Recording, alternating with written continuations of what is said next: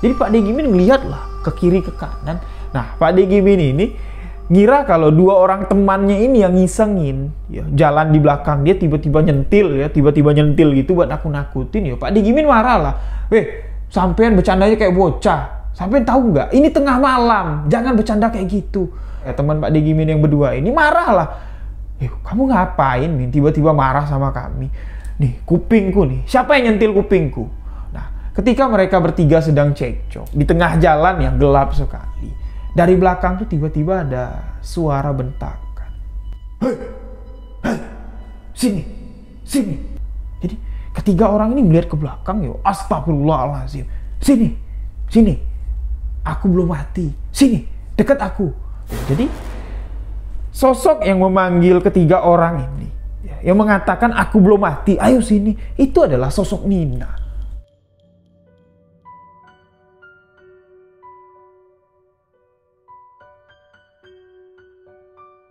Assalamualaikum warahmatullahi wabarakatuh. Halo sahabat sebuah kisah misteri, kembali lagi bersama saya Rio Wijaya. Terima kasih kepada sahabat-sahabat yang telah mendengarkan kisah misteri yang saya ceritakan. Terima kasih juga kepada sahabat-sahabat yang selalu memberikan dukungan, memberikan support agar channel ini dapat berkembang. Untuk sahabat yang baru bergabung, sahabat boleh mengklik tombol subscribe dan jangan lupa aktifkan notifikasi loncengnya agar tidak ketinggalan video-video sebuah kisah misteri selanjutnya. Sahabat-sahabat juga bisa memfollow akun Instagram saya Rio.Wijaya91, karena di Instagram saya akan sering live untuk menyapa sahabat-sahabat semua untuk menceritakan kisah-kisah misteri. Dan di sebuah kisah misteri kali ini saya akan menceritakan sebuah kisah yang dikirimkan oleh salah seorang sahabat yang berada di Jawa Tengah. Beliau menceritakan kisah tentang seseorang yang menolak akan kematiannya. Jadi bagaimana kisahnya? Simak hanya di sebuah kisah misteri.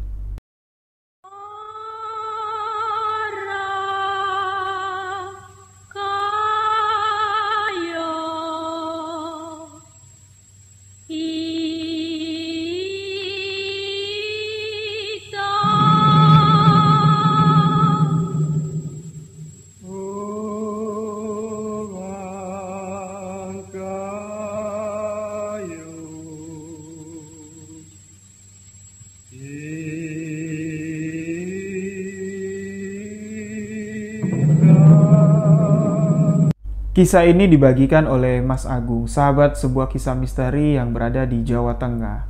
Kisah ini berlatar waktu sekitar tahun 1980 yang lalu.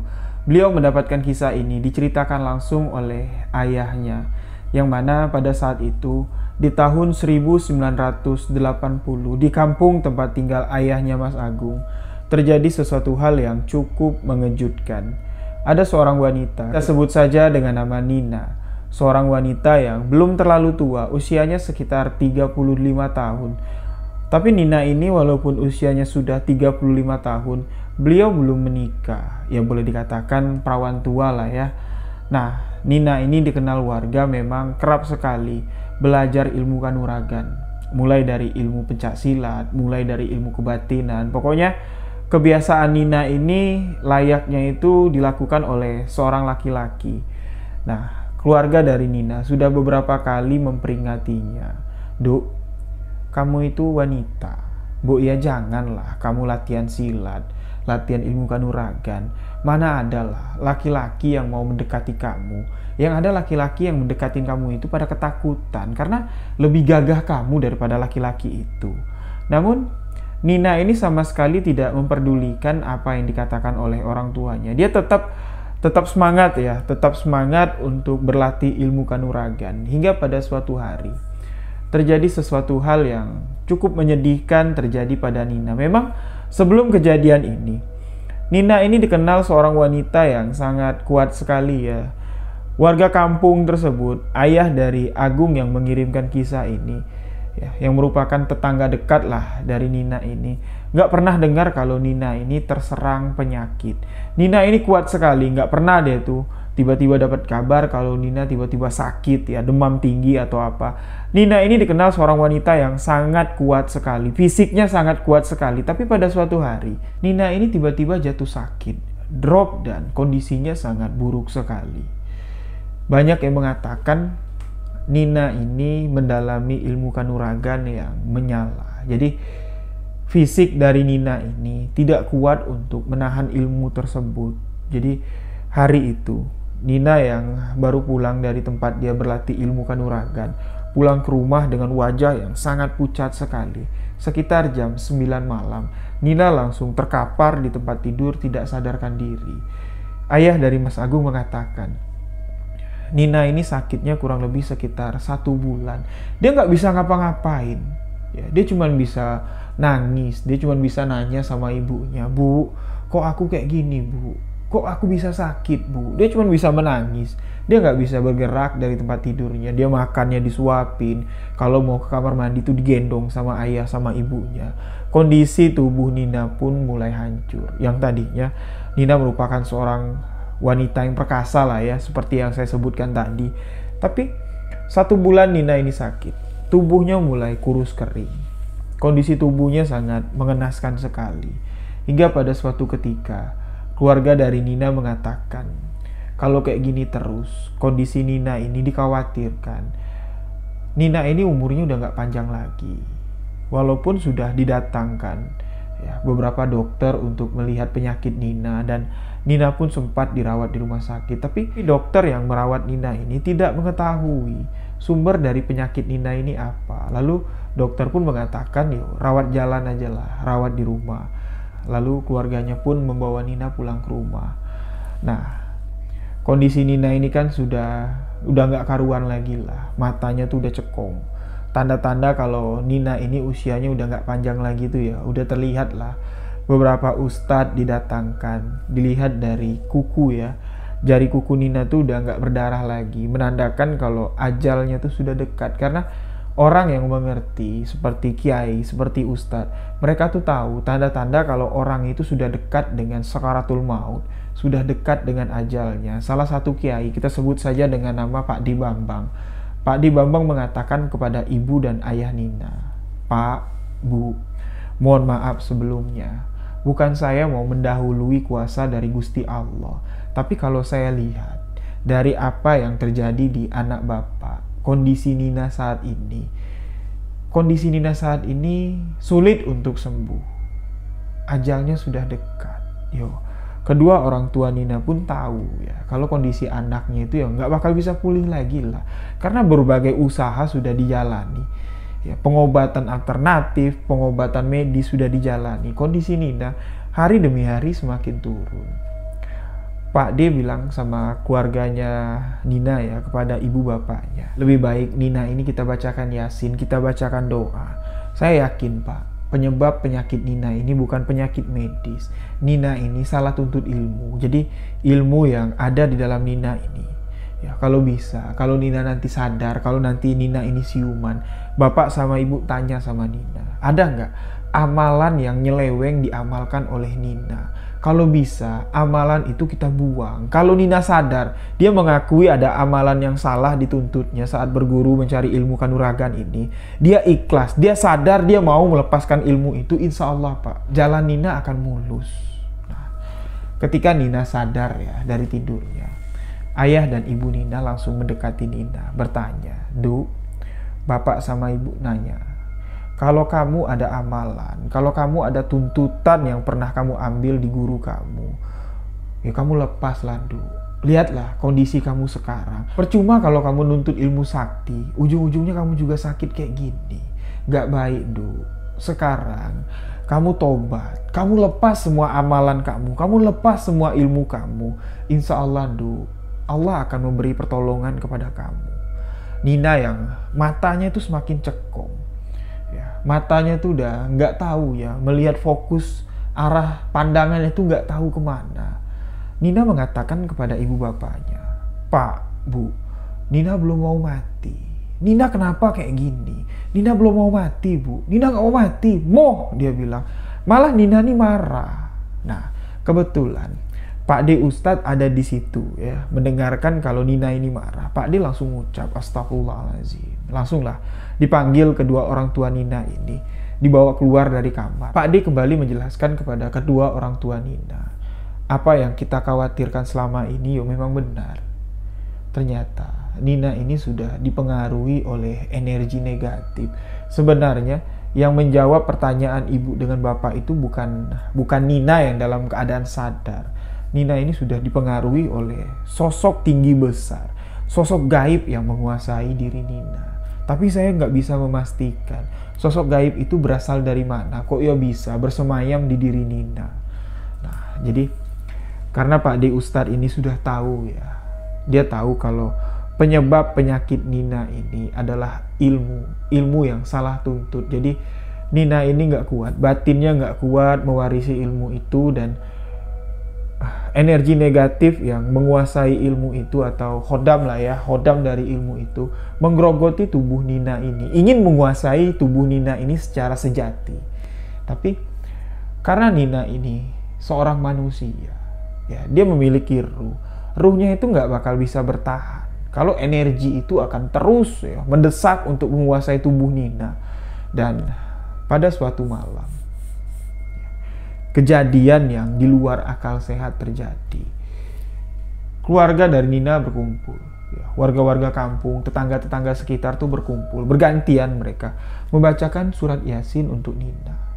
Ya, jadi Nina yang terbaring di kamarnya, terbaring di sebuah kasur ya, sebuah kasur terbaring diselimutilah dengan kain.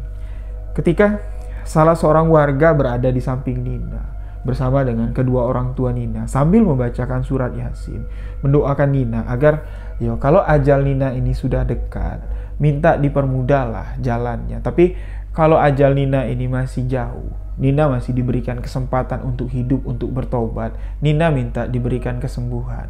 Lalu mereka yang tengah membacakan surat Yasin ini semuanya kaget. Beberapa warga yang melihat kejadian ini pun lari ketakutan. Nina yang tadinya tertidur, terbaring lemas di tempat tidurnya, tiba-tiba bangun dari tidurnya dan langsung mengeluarkan jurus silat. Nah, ya, beberapa warga yang melihat kejadian ini tuh melihat kalau sorot mata dari Nina itu tajam sekali, seolah-olah yang ada di tubuh Nina itu bukan Nina, melainkan Nina ini sedang dalam keadaan setengah sadar dan setengah kesurupan. Nina yang tadinya terkulai lemas dengan tubuh yang sangat kurus sekali, dia mengeluarkan beberapa jurus silat dan mengatakan kepada orang-orang yang ada di sana, yang tengah membacakan surat Yasin, yang tengah mendoakan Nina yang sedang sakit ini. Nina berkata, "Weh, kalian ngapain di sini? Pergi semua. Aku belum mau mati, aku masih mau hidup." Jadi beberapa warga yang melihat kejadian ini, ya, mereka keluar ketakutan. Tapi kedua orang tua Nina dan beberapa kerabatnya masih tetap membacakan surat Yasin. Malah ya, surat Yasin yang mereka bacakan, ayat-ayat suci Al-Quran itu terus dibacakan dengan suara yang lebih lantang lagi. Dan sosok itu pun kembali pingsan. Nina kembali pingsan dan ditidurkanlah di tempat tidurnya. Keesokan paginya lah ya, Pak D Ustadz datang untuk melihat kondisi Nina. Diceritakanlah kejadian tadi malam dan ternyata Pak D Ustadz ini sudah mendengar dari beberapa warga yang ada di sana ketika Nina ini kesurupan tuh. Dan Pak D Ustadz ini mengatakan kepada kedua orang tua Nina, "Bu, Pak, saya khawatir jangan-jangan Nina ini pakai susu." Nah, jadi pengaruh dari susu itu ya, biasanya memang ketika seseorang itu sudah mendekati ajalnya, ya, mendekati saat-saat sakaratul maut, ya, hodam dari susu itu atau energi jahat yang ada di susu itu ya, mempengaruhi tubuh orang yang sakit ini, ya, memperlihatkan perilaku-perilaku aneh. Dan Pak D Ustadz pun menyarankan kepada kedua orang tua Nina untuk mencari daun kelor. Jadi daun kelor itu kan memang dipercaya untuk melunturkan ilmu hitam, apalagi untuk susuk ya. Untuk orang-orang yang menggunakan susuk, yang pernah menggunakan susuk tapi sering masih merasakan energi-energi negatif itu masih melekat di dalam dirinya ya. Rebusan dari air daun kelor itu baik sekali diminum. Selain untuk menangkal energi negatif atau membuang unsur-unsur negatif dari dalam tubuh kita, untuk kesehatan pun secara tradisional, ilmu pengobatan tradisional, daun kelor ini baik untuk menyembuhi orang yang kolesterol yang berlebihan, orang yang terkena asam urat. Nah, jadi Pak De Ustadz bilang sama kedua orang tua Nina untuk mencari daun kelor. Tapi yang dicari ini bukan batang kelor yang sembarangan. Batang kelor yang tumbuh, batangnya tuh condong menghadap matahari terbit. Kan biasanya daun kelor ini kan tumbuh batangnya tegak, ya, tegak lurus ke atas. Tapi Pak De Ustadz bilang, carikan batang kelor yang tumbuhnya itu, yang pohonnya itu condong menghadap matahari terbit. Nah, beberapa hari kedua orang tua Nina ini mengelilingi kampung. Warga-warga kampung pun yang kasihan ya melihat keluarga Nina yang mencari daun kelor yang sangat susah itu, membantu untuk mencari daun kelor tersebut. Pada suatu hari, daun kelor yang dikatakan oleh Pak De Ustadz pun ditemukan. Daun kelor yang memang batangnya itu condong, batangnya tuh miring menghadap matahari terbit. Pucuk daun kelor itu diambil, diberikan kepada Pak De Ustadz, dan Pak De Ustadz pun mulai membuat ramuan. Di dalam baskom itu sudah ada air putih. Daun kelor ini diramas sama Pak De Ustadz sambil membacakan beberapa ayat suci Al-Quran. Jadi air yang ada di dalam baskom itu berubahlah menjadi hijau karena perasan dari air daun kelor. Nah, ibu dari Nina ini disuruh untuk mengusap seluruh bagian tubuh Nina. Boleh katakan dilap lah ya, bukan dimandikan. Dilap mulai dari ujung rambut, dibasahi dengan perasan air daun kelor sampai ke ujung kaki. Jadi ibu Nina pun melakukan apa yang disuruh oleh Pak De Ustadz. Semua laki-laki keluar. Jadi beberapa wanita sajalah yang membantu ibu Nina untuk membasuh tubuh anaknya ya dengan perasan air kelor itu. Tapi ketika ibu Nina dan beberapa orang wanita yang ada di dalam kamar coba untuk mengelap tubuh Nina dengan perasan air daun kelor itu, terdengar teriakan dari dalam kamar. Suara Nina yang berubah menjadi serak. Suara itu mengatakan, "Wah, keluar semua. Aku belum mau mati. Aku sehat, aku belum mau mati." Nah, jadi ibu Nina ini keluar manggil Pak De Ustadz. "Pak De, tolong Pak De masuk Pak De." Pak De nggak mau ya masuk sembarangan, takutnya Nina ini sedang tidak dalam berbusana ya. Karena kan Nina ini seluruh bagian tubuhnya kan mau dilap dengan air daun kelor. Tapi ibu dari Nina mengatakan, belum sempat seluruh bagian tubuhnya terkena air perasan daun kelor itu, baru bagian keningnya saja. Pakaiannya belum ditanggalkan, bagian keningnya diusap sampai ke rambut bagian belakang. Nina langsung duduk, wajahnya langsung berubah sangat mengerikan. Matanya tajam sekali menatap dan menyuruh seluruh orang yang ada di dalam kamar itu keluar. Jadi Pak De Ustadz masuk. Nina yang sedang duduk, badannya keras seperti ini, menatap tajam kepada Pak De Ustadz. Pak De Ustadz mengucapkan salam. "Assalamualaikum." Sosok Nina yang sudah kesurupan ini kaget dia. Kaget begitu dan langsung pingsan. Langsung pingsan lagi. Pak De Ustadz bilang, siapapun yang ada di sini, siapapun yang ada di dalam jasad anak ini, saya minta dengan baik-baik, keluarlah. Anak ini sudah mendekati ajalnya. Tanda-tanda sakaratul maut yang ada di tubuh Nina itu sudah kelihatan. Saya minta, jangan lagi pengaruhi sosok anak ini. Kasihan, bukan makom kalian untuk mengganggu anak ini. Tapi berbagai cara telah dilakukan oleh Pak De Ustadz. Beberapa cara telah dilakukan oleh keluarga Nina. Tapi Nina ini ya, sosok gaib yang menguasai tubuh Nina ini, yang menolak kalau Nina ini mati, itu nggak bisa keluar. Hingga pada suatu ketika, kondisi Nina sudah semakin parah. Apapun yang dimakan sama Nina ini keluar. Air putih disuapin tuh muntah. Bubur disuapin tuh muntah. Tanda-tanda kalau Nina ini memang sudah benar-benar dekat dengan ajalnya itu memang sudah terlihat sekali. Bahkan sesekali Nina itu melihat ke atas seperti ini, menjongak ke atas seperti ini, matanya itu liar. Dia merasa ketakutan, keluarlah keringat dingin dari dahi Nina. Dia menggigil seperti orang kedinginan. Pak De Ustadz, ibu Nina, ayahnya Agung berada di samping Nina. Pak De Ustadz mengatakan, "Du, kamu ikutin ya apa yang Pak De ucapkan." Nina cuma menoleh ke arah Pak De itu. Pak De mengucapkan, "Asyhadu an la ilaha illallah wa asyhadu anna Muhammad Rasulullah." Nina ini sama sekali nggak mau mengikuti apa yang diucapkan oleh Pak De. dua kalimat syahadat ini tidak mau diucapkan oleh Nina. Lalu Pak Ade Ustadz kembali mengucapkan dua kalimat syahadat. Asyhadu alla ilaha illallah wa asyhadu anna Muhammad Rasulullah. Nina yang mendengar dua kalimat syahadat itu, bukannya mengikuti, malah dia membuang mukanya, menoleh ke arah lain. Pak Ade Ustadz mengucap astagfirullahaladzim. Pak Ade mencoba memegang dahi Nina, ya, memegang jidatnya, memang sudah terasa sangat dingin sekali. Pak Ade ini khawatir kalau Nina tidak mau mengucapkan dua kalimat syahadat, takutnya Nina ini akan tersesat dalam kegelapan. Yang ada di ucapan Nina itu cuman, aku belum mau mati. Mak, Pak, Nina nggak mau mati, Pak. Kenapa aku sakit kayak gini, Pak? Aku belum mau mati. Nah, jadi warga Nina ini nggak tahu lagi harus berbuat apa. Jadi Pak Ade Ustadz punya ide, ya, bertanya kepada kedua orang tua Nina, Pak, Bu, kira-kira kalian tahu nggak di mana Nina ini belajar ilmu kanuragan? Kalian kenal nggak sama gurunya?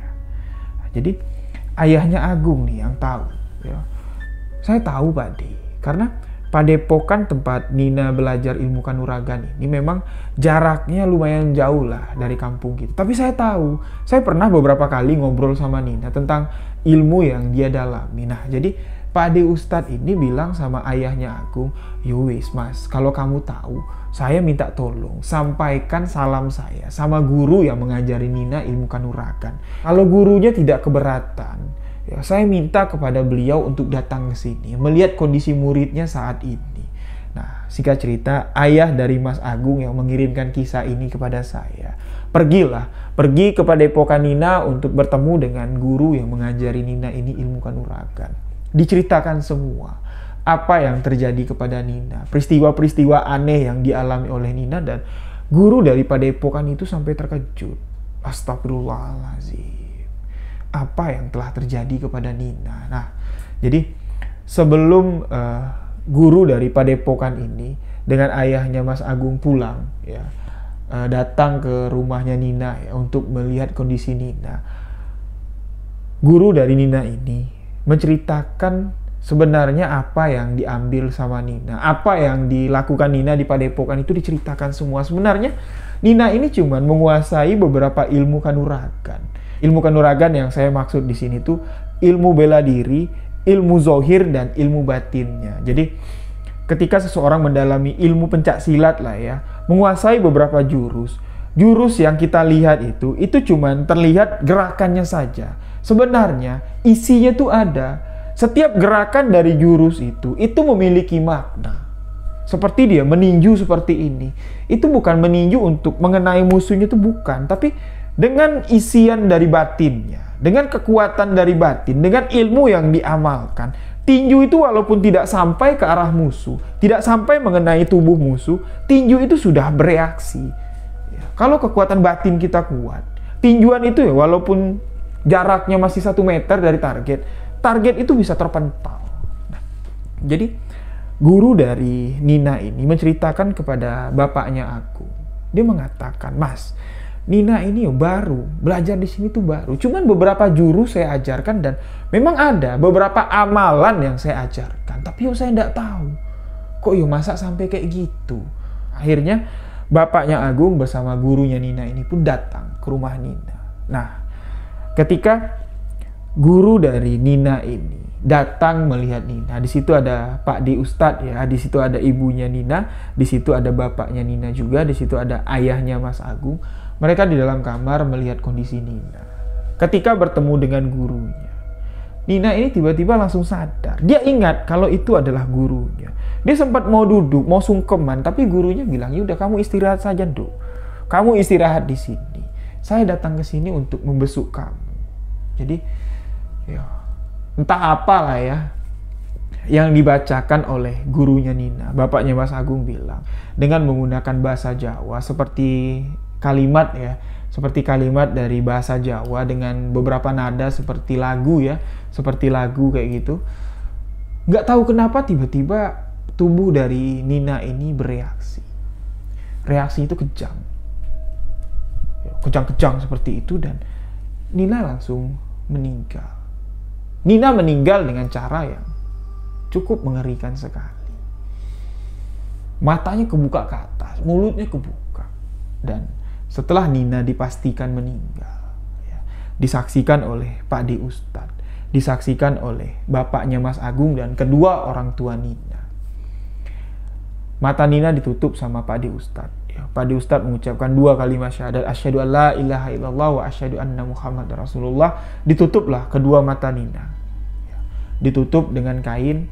Mereka pun keluar. Bapaknya Mas Agung keluar, Pak D Ustadz keluar, guru dari Nina keluar. Tinggallah kedua orang tua Nina di dalam kamar, ya, mengurusi jenazah anaknya, dibantu dengan beberapa warga. Jadi mereka bertiga keluar rumah.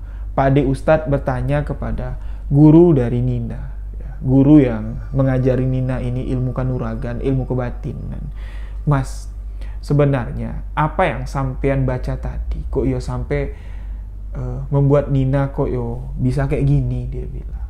Jadi mohon maaf yo, guru dari Nina mengatakan kepada Pak D Ustadz, mohon maaf yo mas, sebenarnya apa yang ada di tubuh Nina itu adalah sesuatu yang ada di padepokan kami, sesuatu yang tak terlihat, sesuatu yang merasuki tubuh Nina.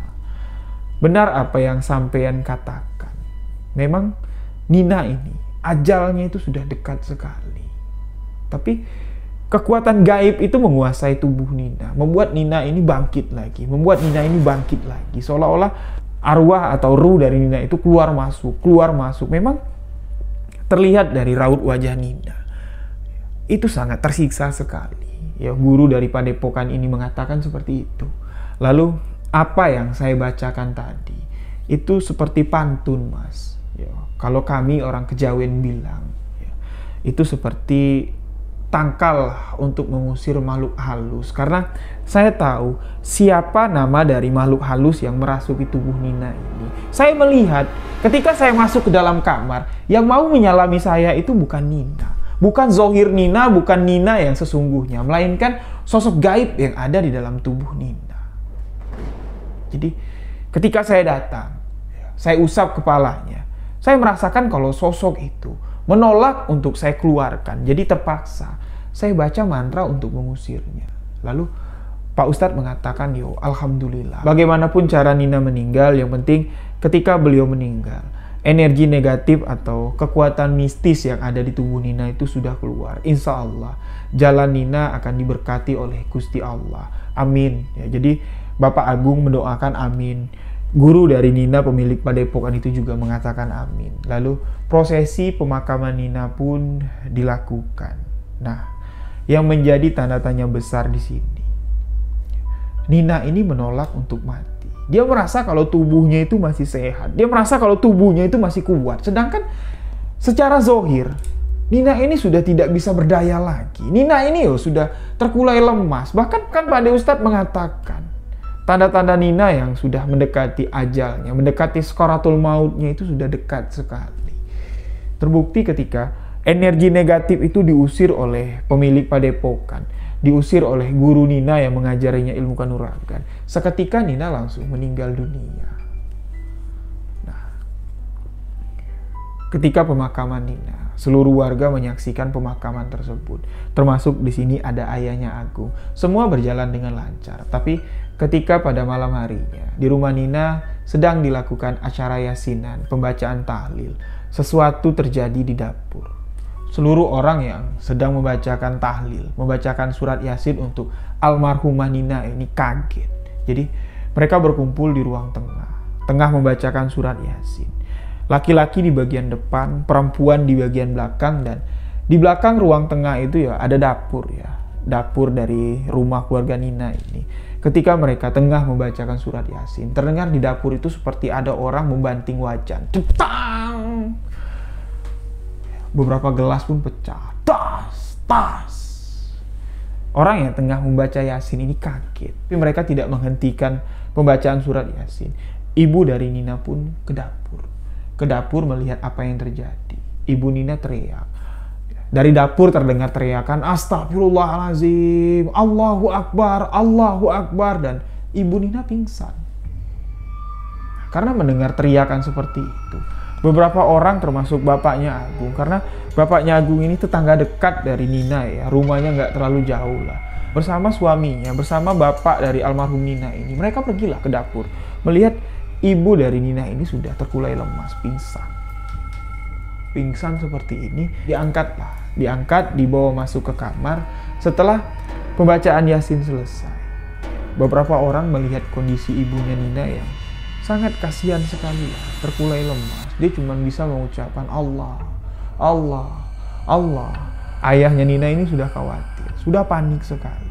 Nah, Pak De Ustadz masuk ke dalam kamar, mencoba untuk menenangkan ayahnya Nina yang sudah nggak karuan lagi lah pikirannya ya. Mengatakan kalau apa yang terjadi kepada istrinya itu cuman shock, cuman kaget. Insya Allah nanti kalau dia sudah cukup istirahat, dia akan kembali tenang, baru kita tanyakan apa yang terjadi sebenarnya. Ketika ibu almarhumah Nina sudah baikan, dia sudah sadar, beliau menceritakan apa yang terjadi di dapur pada malam itu. Ketika orang tengah membacakan Yasin di ruang tengah, terdengar suara wajan jatuh. Dah! Disambut lagi beberapa gelas ya, terdengar suara pecahan gelas, tas. Ibunya Nina kan langsung pergi ke dapur, melihat apa yang terjadi. Beliau melihat di situ, di dapur, berdiri sosok anaknya. Nina sedang berdiri, membanting wajan, menjatuhkan beberapa gelas. Dan Nina mengatakan kepada ibunya, "Mak, kenapa aku bisa mati? Aku belum mau mati." Disitulah ibunya Nina berteriak, "Astagfirullahaladzim, Allahu Akbar, Allahu Akbar." Ibunya Nina pingsan. Sosok itu menghilang. Nah, jadi setelah kejadian pada malam itu, Pak De Ustadz ini khawatir. Loh, kok Nina ini malah jadinya kayak gini? Memang tanda-tanda sebelum Nina ini meninggal memang tanda-tandanya nggak baik sekali. Pertama, Nina ini menolak untuk mati. Dia nggak mau mati. Dia merasa masih kuat, dia merasa masih sanggup untuk hidup, sedangkan ajalnya itu sudah dekat. Ya, berarti Nina ini tidak ikhlas menerima ajalnya, tidak ikhlas menerima kematiannya. Memang banyak yang mengatakan kalau orang tidak ikhlas ketika sakaratul maut sudah dekat, dia tidak mau mengucapkan 2 kalimat syahadat, dia masih memikirkan dunia, dia masih memikirkan untuk hidup. Orang itu akan tersesat, ya, terombang-ambing di dunia ini. Tapi Pak De Ustadz berpikir secara logika kaitkan dengan ilmu akidah. Pak De Ustadz mengatakan kepada kedua orang tua Nina, "Jangan khawatir, bapak dengan ibu jangan khawatir. Kalau yang saya rasakan, Nina sudah tenang di alam sana. Walaupun beberapa kejadian aneh ketika Nina meninggal dunia, itu tidak ada sangkut pautnya dengan sosok yang ibu lihat. Saya lebih khawatir kalau sosok gaib yang menguasai tubuh Nina sebelum dia meninggal, itu menyerupai tubuh Nina untuk menakut-nakuti keluarga ini. Karena sosok itu ingin menunjukkan kalau Nina ini tidak terima, dia akan mati. Kalau Nina ini tidak terima, kalau dia sudah mati." Pak De Ustadz mengatakan, yang dilihat sama ibu Nina pada malam itu adalah jelmaan sosok jin yang menyerupai Nina. Jadi cerita ini pun tersebar ke beberapa warga. Sebagian warga percaya, namun sebagian warga tidak. Tapi di sini anehnya, setiap orang yang tidak percaya kalau Nina ini mati gentayangan, setiap orang yang tidak percaya kalau Nina ini mati jadi hantu, orang-orang itu didatangi Nina, diteror oleh Nina. Pada suatu ketika, 3 orang warga kampung sedang melakukan siskambling keliling ya, sekitar jam 12:30 dini hari. Mereka bertiga sedang duduk di pos sambil cerita-cerita. Salah satu dari mereka mengatakan, "Sampean pada tahu ndak kejadian malam ketika yasinan di rumah almarhumah Nina? Apaan memang? Masa iyo? Orang-orang tengah baca yasin di ruang tengah. Ibunya melihat kalau Nina itu ada di belakang, ngebanting-banting wajan, mecahin gelas. Tapi ada juga yang bilang, sosok yang dilihat sama ibunya Nina itu mengatakan kalau aku kenapa mati, Mak? Aku belum mau mati, Mak." Jadi 2 orang yang mendengarkan cerita ini tuh berdebat. Jadi kita sebut saja dengan nama Pak Digimin ya. Pak Digimin, Pak Deyono ini berdebat. Dia bilang, Pak Digimin bilang, Yo, aku takut loh kalau memang Nina itu mati gentayangan. Tapi Pak De Gimin bilang, hei, sampean punya iman nggak? Nggak ada lah istilah orang mati jadi hantu. Nah, Pak De Yono bilang, Min, kalau orang nggak ada mati jadi hantu, jadi yang menyerupai Nina itu siapa? Yang ngebanting-banting wajah itu siapa? Sampean ingat nggak? Sebelum Nina mati kan dia menolak untuk mati.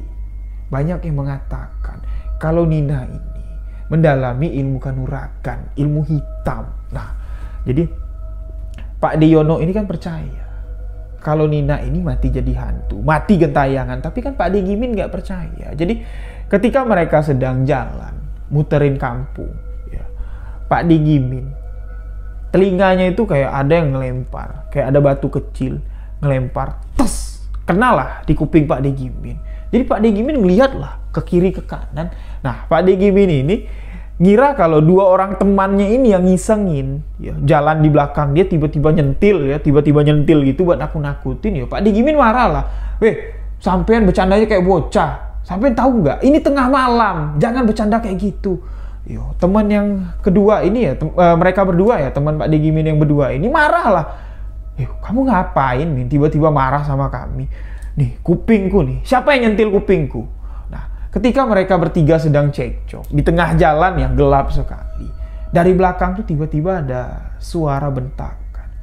Hei, hei, sini.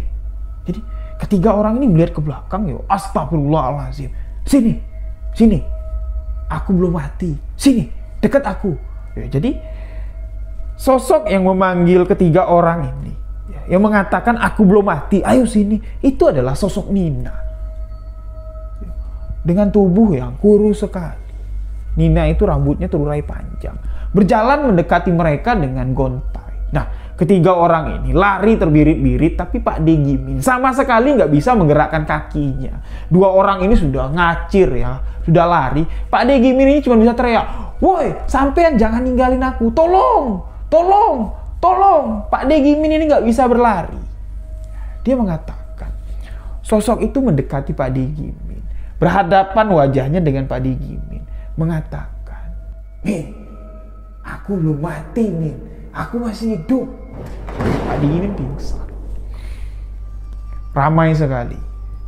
Di tengah malam itu, banyak sekali orang yang mendatangi Pak De Gimin karena khawatir terjadi sesuatu hal buruk kepada Pak De Gimin. Tapi alhamdulillah Pak De Gimin cuma ketakutan. Dia trauma keluar malam, dia trauma untuk ngomongin ya, dia trauma untuk menyebutkan nama Nina. Jadi kejadian ini bukan dialami sama Pak De Gimin saja. Setiap orang-orang yang tidak percaya kalau almarhumah Nina mati jadi hantu, itu didatangi oleh Nina.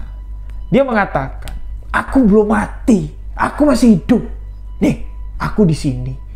Selalu itu yang dikatakan oleh sosok Nina. Hingga warga yang sudah mulai resah pun memikirkan bagaimana caranya untuk menetralisir arwah Nina yang mati gentayangan ini. Keluarga Nina pasrah. Mereka mengatakan, yo, mau diapain? Kalau mau diikutin, yo, kami malu. Siapa yang tidak malu? Anak gadisnya mati jadi hantu. Banyak yang mengatakan, sebelum anak kami mati, anak kami ini sesat, menganut ilmu hitam. Anak kami menolak untuk mati. Jadi matinya jadi hantu. Ya, siapa yang nggak mau? Kami mau sekali dan berharap sekali kalau ada orang yang bisa menetralisir energi negatif ini untuk mengusir sosok yang menyerupai anak kami. Lagi-lagi di sini Pak De Ustadz menemui keluarga dari almarhumah Nina ya. Mereka bertanya, setelah kematian Nina, apakah arwah itu pernah kembali lagi ke rumah? Arwah yang menyerupai Nina itu pernah nggak datang lagi ke rumah? Ayah dan ibu Nina mengatakan, yo, hampir setiap malam Pak De. Hampir setiap malam sosok itu keluar masuk kamar. Kalau pintu kamar Nina itu selalu kami kunci kan, dia bilang. Tapi terdengar tengah malam suara pintu itu terbuka. Krek. Dan di dapur juga. Kalau tengah malam seperti ada yang makan. Pagi-pagi saya lihat ya memang di atas meja makan itu ada piring, ada sendok, tapi yang nggak ada nasinya. Cuman suara klenting seperti orang makan lah. Kejadian itu ya hampir setiap malam kami alami. Tapi kami pasrah Pak D. Kami nggak tahu harus berbuat apa. Ya untuk didoain. Anak kami selalu kami doakan. Kami selalu meminta kepada Gusti Allah jalan terbaik untuk anak kami. Tapi sosok itu nggak bisa menghilang. Bahkan banyak warga yang mengatakan setiap mereka menceritakan Nina pada malam hari, sosok anak kami muncul sambil marah-marah mengatakan kalau aku belum mati. Aku ada di sini, aku belum mati.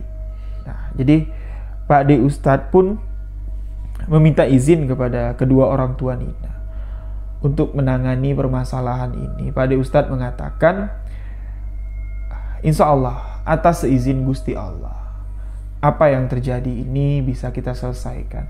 Energi negatif yang menyerupai sosok Nina, sosok almarhum Nina ini bisa kita binasakan. Saya yakin ini masih ada sangkut paut dengan ilmu kanuragan yang dituntut oleh Nina. Jadi di sini Pak D Ustadz meminta ayahnya Agung untuk menemani beliau pergi ke Padepokan tempat Nina menuntut ilmu. Di Padepokan itulah sosok yang menyerupai Nina itu dimusnahkan. Jadi di sini Pak D Ustadz meminta kepada gurunya Nina ya, kepada orang yang mengajari Nina ilmu kanuragan ini untuk kembali membacakan mantra yang dia bacakan ketika bertemu dengan Nina ya, ketika membesuk Nina. Setelah mantra itu dibacakan, Nina pun meninggal dunia. Di sini sekitar jam 10 malam di Padepokan yang ada seperti aula ya, seperti aula, di depannya ada lapangan luas. Di situ cuman dinyalakan dua obor di tiang kiri dan tiang kanan. Mereka bertiga duduk di tengah-tengah aula tersebut. Nah, guru dari almarhumah Nina yang menurunkan ilmu kanuragan kepada beliau memulai membaca mantra dengan bahasa Jawa, seperti nyanyian ya, seperti tembangan lah, seperti tembang Jawa dengan beberapa nada yang khas. Jadi kurang lebih sekitar 15 menit lah. Di situ ada dupa, dibakar dupa. Di situ ada kembang setaman. Kembang setaman yang tadinya ada di dalam nampan itu tiba-tiba berserakan. Nggak tahu siapa yang menebar bunga taman itu, membuat bunga taman itu berserakan. Dari kejauhan sosok putih pun melayang mendekati dupa yang dibakar pas ya. Dupa itu dibakar pas di depan guru almarhum Nina tadi membacakan mantra itu, dan sosok Nina muncul di hadapan Pak D Ustadz, di hadapan ayah dari Mas Agung yang mengirimkan cerita ini, dan di hadapan guru pemilik Padepokan itu. Sosok itu muncul. Wujudnya ya seperti Nina yang masih hidup, tapi wajahnya itu udah cekong ya, udah putih, sorot matanya itu udah berbeda. Sosok itu mendengarkan lantunan yang dinyanyikan ya, tembang Jawa yang dinyanyikan oleh Pak D pemilik Padepokan ini, dan Pak D Ustadz mulai membacakan ayat-ayat ruqyah. Mulai membacakan ayat-ayat suci Al-Qur'an. Tapi di sini guru Nina, pemilik Padepokan itu terus menyanyikan tembang Jawa. Jadi mereka saling beriringan. Sosok yang tadinya berwujud seperti Nina, di hadapan bapaknya Agung, di hadapan Pak D Ustadz, di hadapan guru pemilik Padepokan itu berubah menjadi sosok yang mengerikan sekali. Sosok tinggi besar dengan perut yang sangat besar sekali. Taringnya itu hampir menyentuh bahu gini. Nah, sosok itulah yang menguasai Nina. Sosok itulah yang memiliki ilmu kanuragan yang dianut oleh Nina. Jadi setelah ayat ruqyah dibacakan, sosok itu sudah berubah menjadi wujud aslinya. Guru dari Nina pemilik Padepokan itu berhenti untuk membacakan tembang ya, berhenti untuk menyanyikan tembang Jawa itu, tapi Pak D Ustadz terus membacakan ayat ruqyah. Seolah-olah sosok yang di hadapan Pak D Ustadz ini terkunci. Dia cuma bisa memberontak. Badannya keras seperti itu, tidak bisa berbuat apa-apa. Disinilah pemilik Padepokan itu mengeluarkan sebilah keris. Kecil kerisnya. Bapaknya Agung bilang kerisnya itu cuma ya, sejengkal seginilah. Dia bilang. Lalu keris itulah ditikamkan ke bagian perut dari sosok tinggi besar itu, dan sosok itu menghilang. Jadi setelah prosesi itu selesai, mereka pun bercerita. Guru dari almarhumah Nina, pemilik Padepokan itu bercerita, dulu Nina pernah meminjam keris ini. Ya. Keris ini dipinjam Nina untuk dibawa pulang. Saya bilang sama Nina, kalau kamu ingin memegang keris ini, kamu masih muda sekali, nak. Kamu belum sanggup. Takutnya gini, keris ini memiliki pendamping, keris ini memiliki hodam. Takutnya kamu gak kuat. Ini membuat kamu menjadi ciloko. Tapi Nina beranggapan ilmu kanuragan, ilmu kebatinan yang dia miliki itu sudah menghuni, sudah mampu untuk dibuktikan. Karena Nina ini adalah salah satu murid yang rajin. Gurunya pun meminjamkan. Padahal guru itu bilang cuma sehari. Setelah sehari, Nina memegang keris itu. Nina bilang, sosok tinggi besar itu datang di dalam mimpiku. Seolah-olah dia ingin berteman denganku. Dia mengelus-ngelus rambutku. Dia menggendongku. Jadi Nina ini ketakutan. Dikembalikanlah keris itu kepada gurunya. Nah, di sini gurunya Nina ini tidak menaruh kecurigaan kalau sosok hodam yang ada di dalam keris itu naksir sama Nina, ingin bersemayam di dalam tubuh Nina. Itulah penyebab tubuh Nina ini sakit, ngedrop, karena batinnya itu kan belum kuat. Apapun makanan yang masuk ke dalam tubuh Nina ini, itu tidak diserap sama tubuhnya lagi, tidak diserap sama jasadnya lagi, melainkan diserap oleh energi negatif yang sudah bersemayam di dalam tubuhnya tanpa diketahui. Alhamdulillah, ya, permasalahan ini dapat dipecahkan. Ternyata penampakan Nina, sosok yang menyerupai Nina yang meneror warga, yang terlihat di rumah Nina ya, yang mengganggu kedua orang tuanya, yang mengganggu warga kampung, itu adalah ulah dari jin. Hodam keris yang dimiliki oleh guru dari padepokan itu, tempat Nina belajar ilmu kanuragan. Nah, jadi setelah sosok tinggi besar dengan perut besar itu ditikam dengan keris, dikunci, dimasukkan lagi ke dalam keris tersebut. Hodam itu terkunci, tidak bisa keluar lagi, tidak bisa menyerupai siapapun lagi, kecuali diperintahkan oleh pemilik keris tersebut, yaitu guru Nina, pemilik padepokan ini. Nah, setelah apa yang dilakukan oleh Pak De Ustadz bersama ayahnya Mas Agus, warga kampung pun diceritakan kalau itu bukan sosok Nina, melainkan memang teror dari makhluk gaib yang menginginkan tubuh Nina, yang bersemayam di tubuh Nina. Memang Nina ini sempat nyalah lah, dia bilang. Sempat nyalah mendalami ilmu kanuragan, tapi dengan kondisi tubuh yang belum bisa menguasai ilmu kebatinan. Dia memaksakan diri sehingga kekuatan gaib dan kekuatan mistis itu bersemayam di tubuhnya dan menguasai dirinya. Nah, jadi demikianlah kisah yang dibagikan oleh Mas Agung yang dia dapat dari ayahnya. Di tahun 1980 kejadian ini terjadi. Demikian kisah misteri yang saya ceritakan kali ini. Semoga apa yang dibagikan oleh Mas Agung dapat didengar oleh sahabat-sahabat semua.